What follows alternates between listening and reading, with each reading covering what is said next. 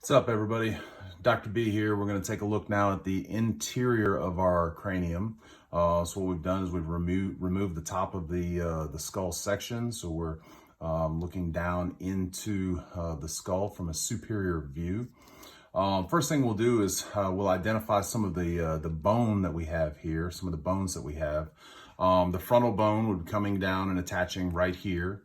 Our parietal bones are going to come down and meet up to our temporal bone right here. This part of the temporal bone that we can see right here is going to be the petrous portion, okay, of the temporal bone right there. We can see some of the same foramen that we identified previously. We can see right here, obviously, our foramen magnum. We can see both of our jugular foramen there.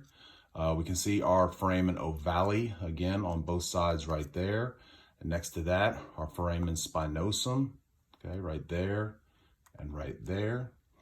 And then right here, we can see, again, our foramen lacerum, all right? Now, we're going to add some foramen here that we hadn't seen before. Here, okay, we have located right there and right there. Right there and right there, we have the foramen rotundum, all right? Above that, right here and right here in our sphenoid bone, we have the optic foramen. That's where the optic nerve is going to pass coming from the eye. This bone right here is situated in the center of the skull, which is almost has a butterfly shape to it. Is going to be the sphenoid bone. We previously identified the sphenoid bone on our lateral view. We could see the sphenoid on our inferior view, and we identified the pterygoid processes and some of the other foramen. In the center of our sphenoid bone is a depression right here, which is where the pituitary gland is going to sit. This depression right here is called the sella turcica.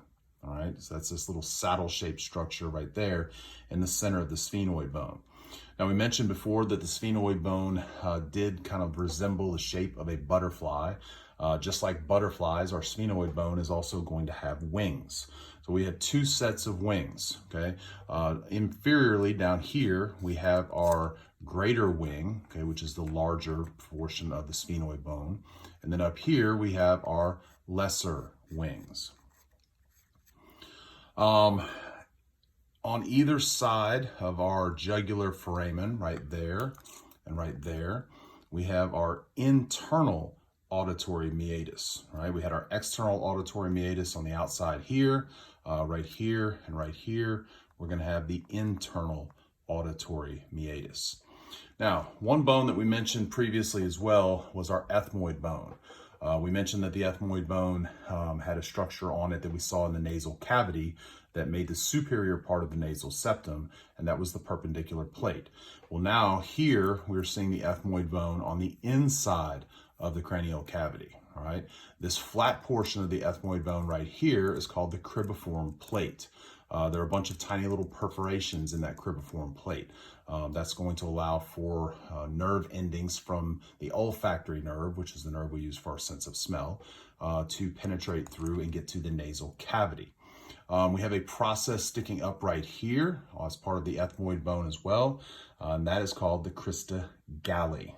All right, so you've got Cribriform Plate, and you've got Crista Galli.